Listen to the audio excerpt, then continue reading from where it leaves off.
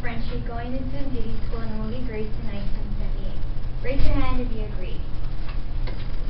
If so, then the next question we should be asking ourselves is it worth the suffering? Like an author of Beauty Redefined Administrator did in a blog posted online on March 23, 2011.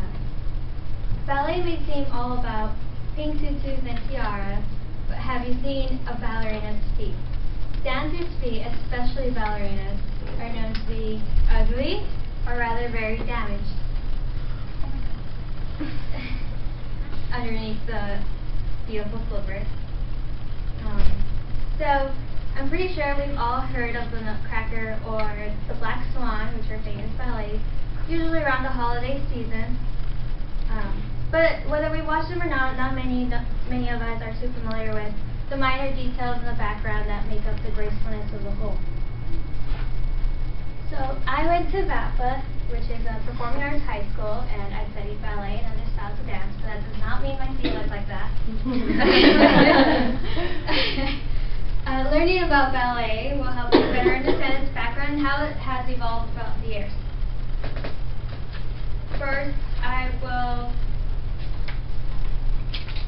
I will talk about, I will give you guys a brief history, then I will introduce to you some choreography that is unique to ballet, and then lastly I will show you some attire that is worn in ballet. So to get a better grasp of what ballet is, we need to explore the history and clarify what or who can be a ballerina. So ballet originated in the 15th century during the Italian Renaissance, according to the writers and editors of the online New World Encyclopedia, updated on December 12, 2012. In Italy, it was performed as a form of entertainment to the royals during wedding ceremonies, and therefore it was considered to be very theatrical. As it was adopted in France, it became more of a performance-focused form of art. King Louis XIV was the first person, he founded the first ballet academy in France, and it was there that many choreographers there introduced the movements that are still used today. So, when you think of ballerina, a lot of people think of a white, slim ballerina, but that's not true. There's a famous stereotype that goes, black girls can't dance ballet, and that they can't be graceful, they're too strong. Obviously that's wrong. And the stereotype was mentioned and debunked in an article posted by writer Lawrence Henkel and Glimmerglass and Sports from Olivet University online on March 6, 2015. A choreographer named George Valentine created and enforced this image in his school during the 1900s. But today there are obviously dancers of different racial profiles, and they're all obviously good. You can see on the middle cover, it's tiny, but it says on the left, it says diversity in ballet, why is it still a problem?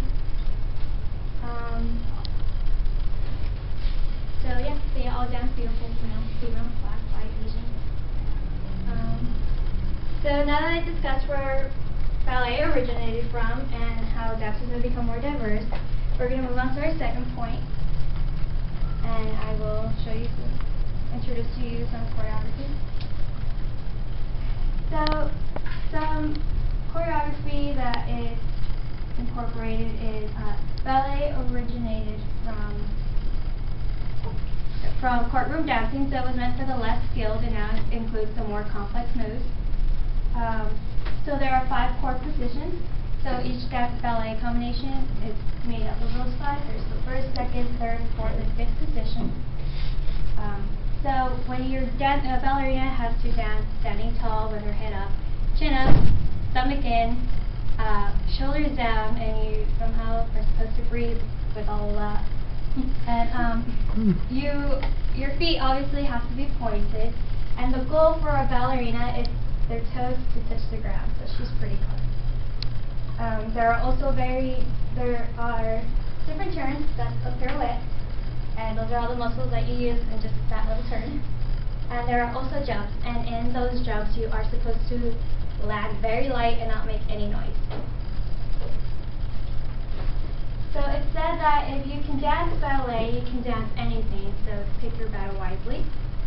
You can see in this chart how ballet is like on top of the corner and how it has helped mold all these different dances. It's tiny, but this is like hip hop.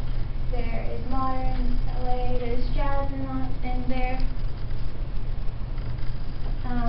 And this is from, this map was broken down. This was broken down by Sarah Fiances in an article called "What Does Street Dance and Ballet Have in Common?"